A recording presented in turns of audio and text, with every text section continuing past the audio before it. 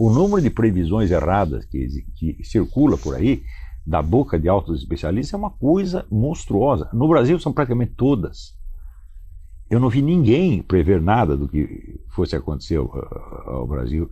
Há 20 anos eu não vejo isso. Há 20 anos eu não vejo uma análise correta com uma previsão razoável. Eu não vejo isso. Isso se tornou tão raro no Brasil que muitas vezes as pessoas dizem que eu tenho dons proféticos porque eu faço isso. Falando, mas isso não é profecia. Isso aí chama-se ciência política. Ela existe, eu acredito firmemente que existe meios de você conhecer objetivamente, cientificamente, a sociedade humana e, em linhas gerais, você prevê certos desenvolvimentos, não todos, mas alguns. Né? E se não fosse possível isso, então eu não vejo para que dedicar tanto tempo às ciências sociais. Se é para você não conseguir entender nada do que está acontecendo e não prever nada do que vai acontecer, então para que estudar isso aí? Né? Então, por exemplo, quando as pessoas de uma sequência estatística determinada tiram conclusões, eles geralmente erram. Tá certo? Por quê? A estatística é um resultado abstrato muito distante dos fatos concretos e dos agentes concretos. Eles são como o resultado de uma eleição. Você diz, olha, fulano teve tanto por cento do voto, o outro teve tanto por cento do voto. Tá certo? Isso aí é apenas, vamos dizer, uma equação matemática que formula o resultado final. Não descreve absolutamente o processo que está em andamento. Tá certo? Então, mesmo que essas estatísticas revelem para você uma constante, essa constante é apenas como se fosse assim, os picos de várias montanhas. É só o pico. Só tem aquela pontinha. Né?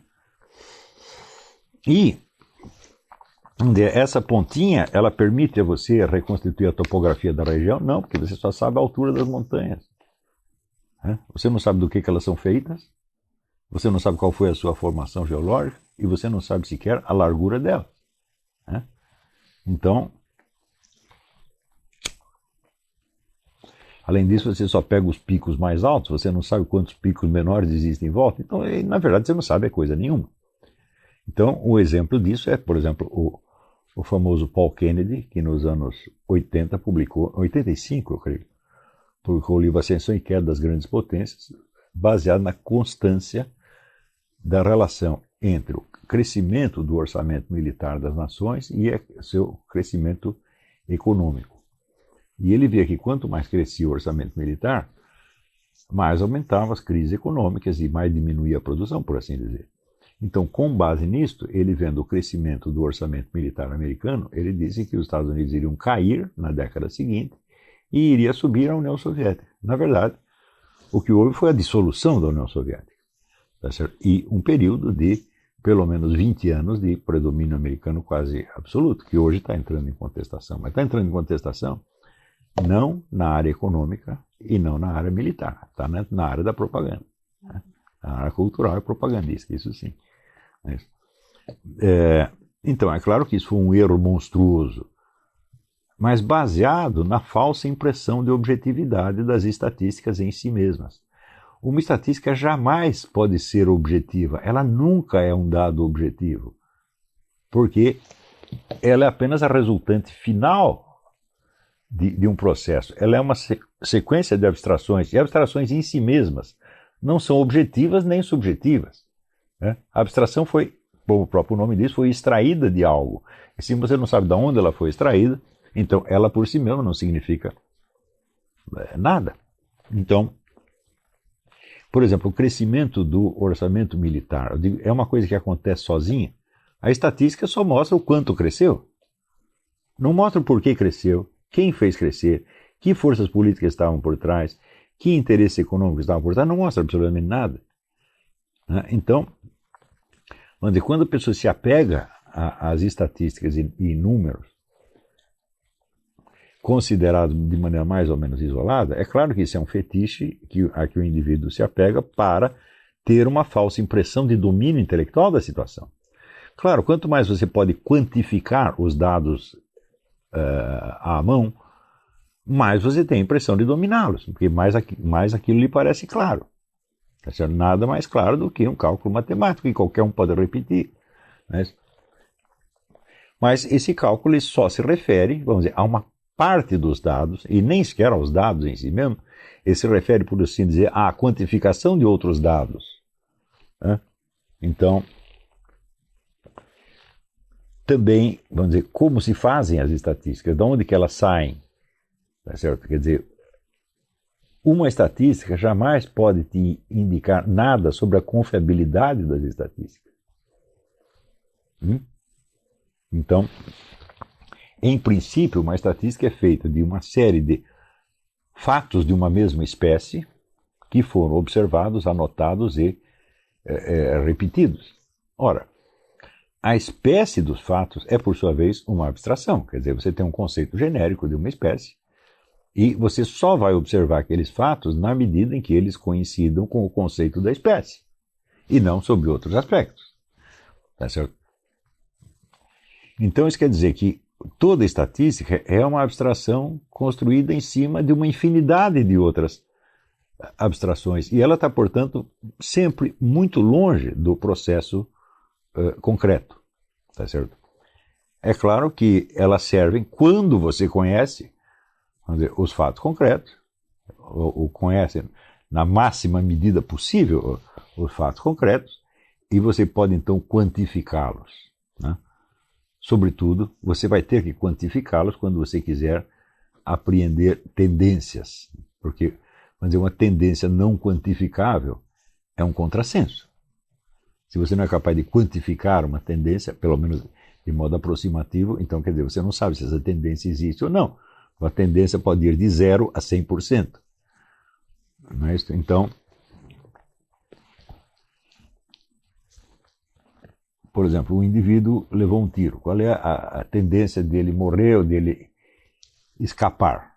Não é isso? Se você chega para o médico e pergunta, doutor, ele vai sobreviver? Ele diz, olha, existe uma tendência de 0 a 100%. Quer dizer, ele pode morrer ou ele pode ficar vivo e eu não sei absolutamente nada. É isso que ele está dizendo.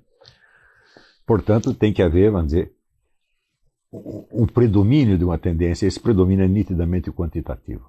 Ainda que você não possa quantificar exatamente, seria, vamos dizer, uma quantificação inexata, ou antes, exata na sua inexatidão.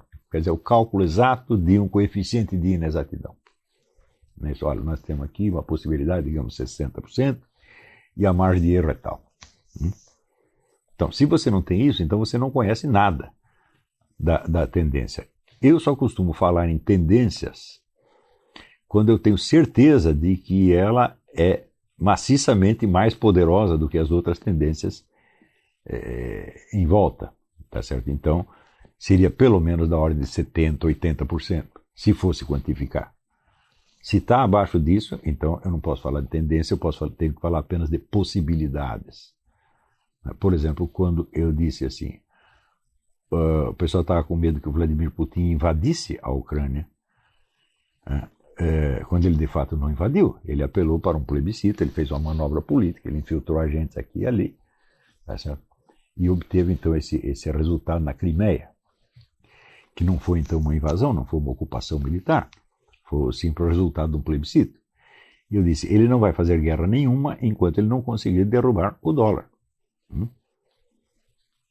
Por que eu penso isso? Porque eu paro do princípio de que Vladimir Putin é um sujeito extremamente inteligente, capacitado, e ele não vai fazer as coisas pelo modo mais difícil antes de ter tentado o mais fácil. Sobretudo quando esse mais fácil é uma condição prévia para a ação subsequente. Uma guerra custa muito dinheiro. E, no presente momento, os recursos da Rússia não são tão abundantes assim, quer dizer que se ele não deixar o adversário numa desvantagem econômica que dificulte o empreendimento guerreiro, a guerra simplesmente não vale a pena. E ele não é nenhum louco, ele não vai entrar nisso aí. Então todo mundo com medo que ele fizesse isso, vai estourar uma guerra, não vai. Esse é assim, 90% não vai. Tem um 10% que seria o coeficiente de loucura. Tá certo? Mas é 90% que ele não vai fazer isso, né? Do mesmo modo, quando eu anuncio certas coisas que acabam acontecendo, como, por exemplo, quando começou o movimento gaysista, eu falei, em breve vai começar a campanha pela pedofilia. Isso não foi um cálculo, eu tinha os documentos de discussões onde intelectuais ativistas já tinham isso na linha de conta, já estavam planejando isso, e a possibilidade de que eles não o fizessem, né, era muito remota, porque não havia nenhum obstáculo, né? Em princípio, bom, então isso aí, eles fazem isso, eles partirem, vamos dizer, da discussão interna para uma campanha externa e para a luta por direitos, entre aspas, é só uma questão de tempo. Então nós temos que esperar que eles criem a massa crítica, que eles tenham um número suficiente de adeptos e de pessoas dispostas a lutar por isso na mídia, no parlamento, etc. E daí eles o farão. Assim como tem outras propostas para diante que já foram estudadas desde os anos 50, né? E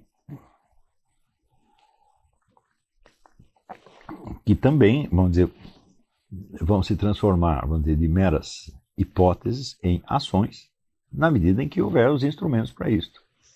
Não é isso?